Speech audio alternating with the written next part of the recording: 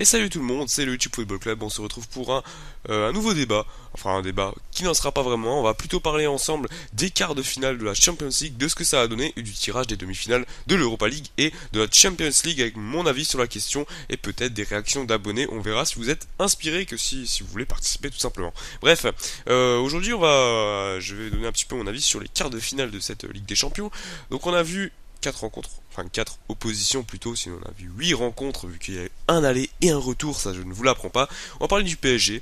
Le PSG qui a fait une prestation à l'aller qui était tout à fait convenable, vraiment tout à fait convenable contre Chelsea. Ils ont gagné 3-1, ils ont mis un but à la dernière seconde qui change tout. Et c'est ce but-là dont je vais parler parce que pour moi il change tout également du côté parisien. Enfin il change tout dans le sens où il qualifie où il augmente les chances de qualification de Paris considérablement. 3-1, c'est de loin pas pareil que 2-1. Mais à mon avis, c'est également ce but-là qui les élimine. Parce que ce 3-1, on avait l'impression que le Paris Saint-Germain était qualifié. Vraiment, tout nous faisait croire que le Paris Saint-Germain était qualifié. Alors ils ont commencé à faire les malins, ils ont mis une petite affiche, le club, hein, le club, donc le Twitter officiel du club a mis une affiche avec marqué chers amis londoniens, pour de meilleurs souvenirs parisiens, essayez plutôt Montmartre. Donc une petite provocation. À mon avis, il y aurait eu 2-1, ils ne l'auraient pas mise, parce que bon, à 2-1, tout restait encore possible. Ils ont mis un but à l'extérieur, Chelsea, faut pas l'oublier. Donc voilà, 3-1, ça change tout. Mais voilà, il y a Mourinho qui commence à faire sa petite communication, donc les Parisiens sont déjà dans une posture très ascendante, ils se voient déjà en demi-finale. Mourinho va faire sa petite communication, voilà, il va dire oui, ça va être un miracle si on passe, ça, son attitude de quitter quitter le terrain avant la fin et de serrer la main aux Parisiens à la suite du troisième but, c'est clairement pour dire ouais voilà, bon, bien joué, vous êtes passé, nous non. Et il a vraiment endormi, enfin tous ces éléments, pas que lui, mais ils ont tous ces éléments-là, le fait d'avoir marqué le 3-1 très vite, de se sentir supérieur et la stratégie de communication de Mourinho qui est vraiment bien pensée, tout ça, ça nous laisse à croire que voilà, le Paris Saint-Germain passe sans problème, et tout ça, ça endort un petit peu le Paris Saint-Germain. Et on a vu le Paris Saint-Germain au retour, euh, endormi, oui, c'est vraiment le terme, ils étaient apathiques. Franchement, je les ai pas sentis du tout dans leur sujet. Voilà, le premier but, c'est une erreur de marquage. À ce niveau-là, c'est pas pardonnable de laisser un mec comme ça, seul, au point de penalty, sur une touche. C'est franchement pas pardonnable. Et voilà, ils mettent le 1-0, ça change tout. Ça change vraiment tout. Ils le mettent en première mi-temps. Le Paris Saint-Germain va souffrir, on le sait, ils ont de la chance, ils sont sauvés 2 fois par leur barre transversale, mais finalement ils craquent dans les dernières minutes. C'est cruel, mais c'était logique. C'était logique parce qu'ils ont vraiment pris trop de haut Chelsea. Chelsea, c'est un club que j'aime pas vraiment, mais quand même, Chelsea c'est un grand club, c'est un club qui a un passé européen, qui est arrivé 2 fois en finale de la Ligue des Champions ces dernières années. Une fois ils l'ont gagné, même plus, ils sont arrivés. Je suis en train de réfléchir. Non, ils sont arrivés 2 fois en finale de la Ligue des Champions, en 2008 et en 2012, et ils l'ont remporté 2 fois. Une fois, pardon, ils l'ont remporté une fois contre le Bayern. C'est une équipe qui a gagné l'Europa League l'année dernière, donc ils s'y connaissent en compétition européenne, ils ont cette expérience-là, et puis ils ont Mourinho, qui est un coach très expérimenté dans les compétitions européennes, qui sait comment s'y prendre pour renverser ce genre de situation. Et puis même, 3-1, est-ce que c'est vraiment si déterminant que ça? 3-1. Vous vous rendez compte, 3-1, le mec il met 2-0, il met 2-0, il est qualifié, 3-1 il est en prolongation, c'est pas si... Voilà. Franchement, moi, j'ai trouvé que Paris était, je sais pas, ils ont trop joué sur des éclairs de Lucas, ils ont pas assez, je sais pas, ils avaient pas d'ambition dans ce match, vraiment ça, ils avaient pas d'ambition, leur ambition c'était de tenir le score et pas d'aller en mettre un, enfin, bon bref, au final c'est un bon bilan d'avoir fait un quart de finale Ligue des Champions, et ils se sont pas si mal débrouillés que ça. Encore une fois, on peut constater qu'ils sont sortis par la règle du but à extérieur, ils se font pas atomiser. L'année dernière, ils sont sortis sans perdre contre le FC Barcelone, cette année, ils sortent avec une défaite et une victoire contre Chelsea. Sur les 2 matchs, ils ont marqué autant de buts qu'ils en ont pris. C'est juste cette règle de but à extérieur qui les pénalise. Mais voilà, c'est quand même un bon bilan. Ils sortent par la grande porte. Enfin, est-ce qu'on peut vraiment appeler la grande porte? Je sais pas, mais en tout cas, ils sortent quand même, on va dire, la tête haute. Ils avaient l'opportunité de passer, ils n'ont pas réussi à la saisir. Mais voilà, ils sortent avec la tête haute. Chelsea, c'était quand même pas l'adversaire le plus simple. De toute façon, à partir des quarts de finale de Ligue des Champions, il n'y a plus d'adversaire simple. Mais voilà, c'était. Je pense qu'ils ont quand même, sur l'ensemble, sur les 180 minutes, ils ont été bons. Mais sur les 90 dernières minutes, ils n'ont pas été bons. Voilà, ça fait la différence à ce niveau-là. Ensuite, on va parler de l'autre surprise. L'autre surprise de ces quarts de finale, c'est l'Atlético Madrid, voilà, j'ai bugué un petit peu pour le nom. C'est l'Atlético Madrid qui sort le FC Barcelone. Alors, une surprise ou pas, en tout cas, on sait que l'Atlético est sur une sacrée dynamique et pourrait gagner la Liga aux dépens du Real de Madrid et du FC Barcelone.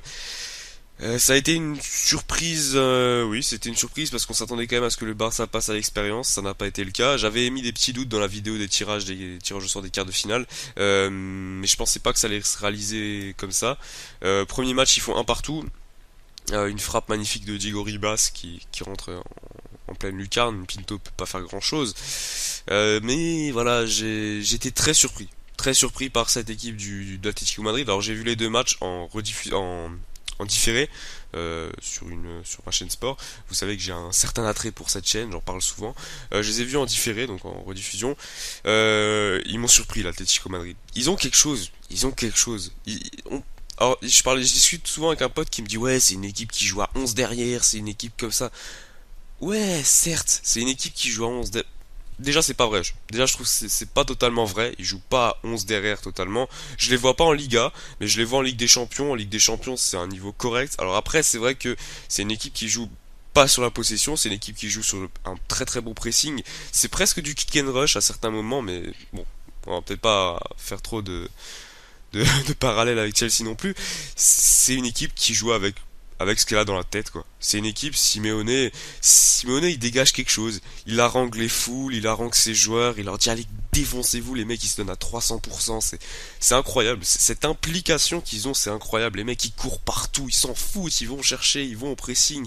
Et puis ça, malgré tout, c'est très tactique parce que tu vois bien cette sorte de le pressing, il est pas fait n'importe comment, tu vois. C'est organisé. Il y a chacun fait des petites foulées, donc ça participe à l'effort collectif. Et au final, ils arrivent à tenir un pressing très longtemps. Et ça, c'est vraiment impressionnant. Alors après, au match aller, ils peuvent en prendre 2, 3, s'ils ont pas un grand Courtois. Mais voilà, une grande équipe se doit d'avoir un grand gardien. C'est pas le cas du Barça, donc voilà, ça fait la différence. Après, bon, au match retour, l'Atlético peut très bien commencer dans les 20 premières minutes, mettre 3 buts. Il y a 3 barres transversales, dont une qui finit en but.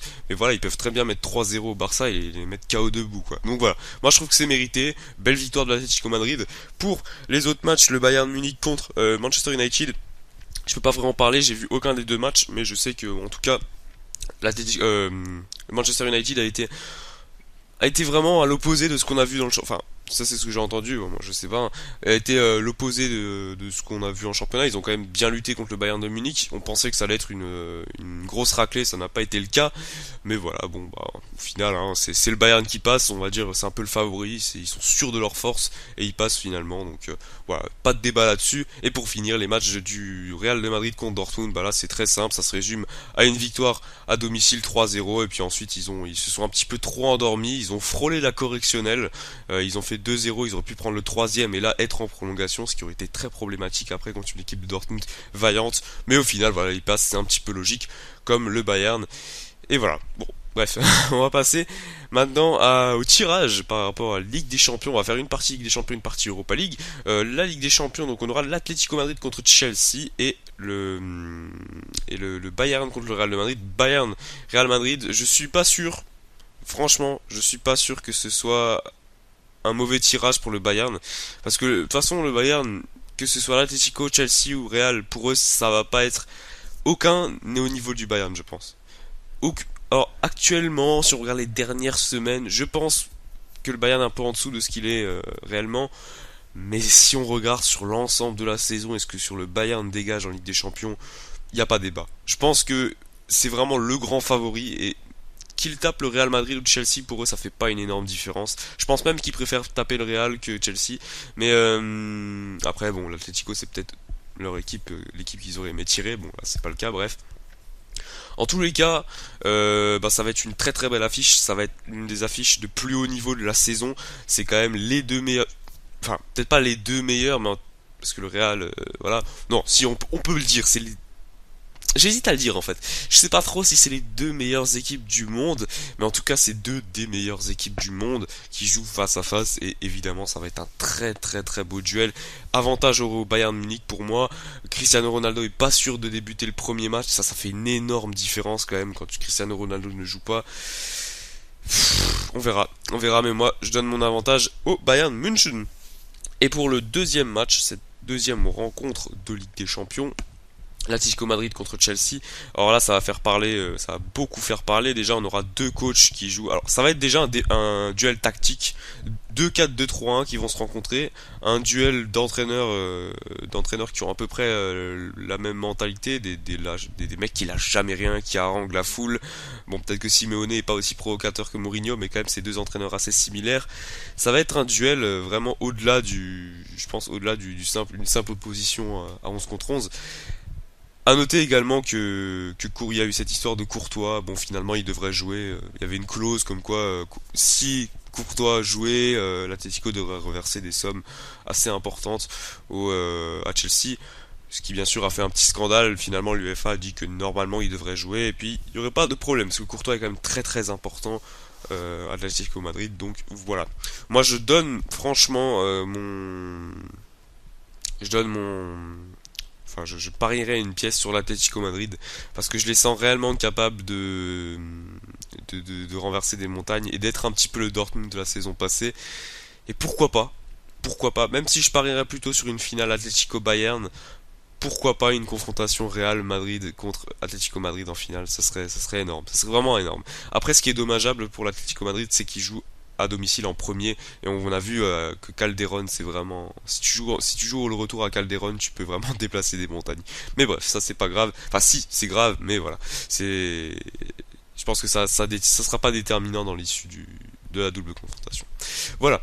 On passe à l'Europa League. L'Europa League, les quarts de finale. Donc là, je les ai pas tous suivis. On va commencer par la rencontre de Benfica. Là, je l'ai suivi. J'ai suivi les deux matchs. Donc il y a rien à dire. La Z Alkmaar et le Benfica Lisbonne, c'est pas du tout le même niveau, que ce soit au niveau individuel ou au niveau collectif. C'est pas du tout la même chose. C'est une équipe peu de, qui a peu de talent.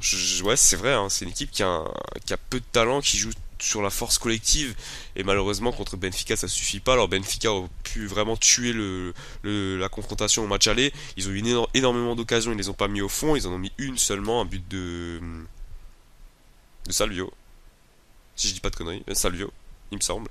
Je suis sûr que j'ai dit une connerie, mais bon, c'est pas grave. Non, c'est Salvio, il me semble. Ouais. Ensuite, le doublé de Rodrigo au match retour. Donc, voilà, Benfica qui se qualifie pour les demi-finales. Benfica qui est de toute façon une équipe qui se qualifie souvent aussi loin dans cette compétition. C'est une équipe qui est habituée. Là, une année en finale, ils ont été en demi-finale il y a 2-3 ans. Bref, c'est une équipe habituée.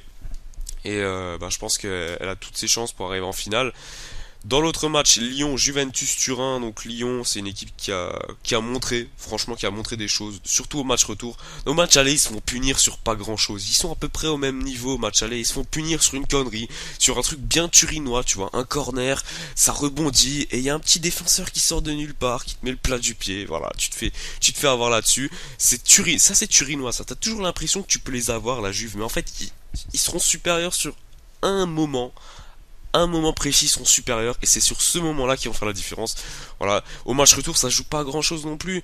Ils font une faute conne dès les premières minutes qui donne un coup franc magnifique pour Pirlo. Et voilà, enfin une position position préférentielle de Pirlo bien proche du but, un petit peu désaxé comme ça. Pirlo pour lui c'est des pénaltys et voilà, il le met au fond. Ça joue sur pas grand-chose. Après ils arrivent à égaliser également sur une frappe un petit peu dévissée qui finit sur une tête de Briand et la frappe de Marquisio qui est contrée par Umtiti. Ça joue sur pas grand chose un match de football, mais ils ont montré que vraiment franchement ils y sont allés avec le cœur et voilà, c'est bien, ça a montré que le foot français n'était pas non plus ridicule et qu'ils ont réussi à faire un résultat convenable face à la Juve, même si c'est une double défaite au final, c'est pas grave, c'est deux défaites qui sont acquis, qui se sont jouées pas grand chose, où ils ont vraiment montré des choses et je pense que les petits jeunes de Lyon ont engrangé un max d'expérience dans ce match, ce qui est parfait. Ensuite, pour les deux autres matchs, c'est des clubs espagnols qui ont tous les deux perdu au match aller. Alors on va commencer par ce scénario de grand malade à Mestalla. Ils ont perdu 3-0 contre le FC Bâle à l'aller, Valence, et au retour victoire 5-0. Alors ça, j'avais jamais vu ça dans cette compétition. Un club qui a montré tant d'investissement sur ce match. Franchement, j'étais surpris par Valence parce que j'ai vu le résumé détaillé avec beaucoup d'occasions, etc. Donc un résumé vraiment détaillé. Bâle, ils étaient pas du tout dedans. Et Mestalla, ça s'est mué en véritable Vicente Calderón, hein, je dis pas. Je suis le premier à dire que dans les grands stades espagnols, l'ambiance est pas au beau fixe. Donc t'as le Camp Nou et Santiago Bernabéu, pour moi c'est pas les deux plus grands stades d'Espagne. Parce que franchement derrière, tu vois San Mamés, Mestalla, Vicente Calderón, le stade de Séville dont je retiens jamais le nom. C'est vraiment des stades beaucoup plus explosifs que ça. Santiago Bernabéu et le Camp Nou, c'est vraiment des spectateurs, c'est pas des supporters. Alors que là on a vu un Estadio Mestalla en fusion, mais vraiment en fusion. Pareil pour le stade de Séville, c'était surprenant. Calderon en quart de finale de Ligue des Champions. Voilà, c'était surprenant. Ils ont réussi à inverser totalement la tendance. Un très très bon match de Alcacer, qui est un joueur très courtisé en Europe, notamment du côté d'Arsenal, qui voudrait le recruter également. J'avais entendu ça quelque part. Bref, très très bon match. Il a marqué un triplé, donc c'est pas pour rien. Voilà. Et voilà, donc c'était une très belle performance de Valence, qui a réussi à renverser la vapeur de manière assez surprenante. Alors après, c'est vrai que Bâle a vraiment mal entamé le match.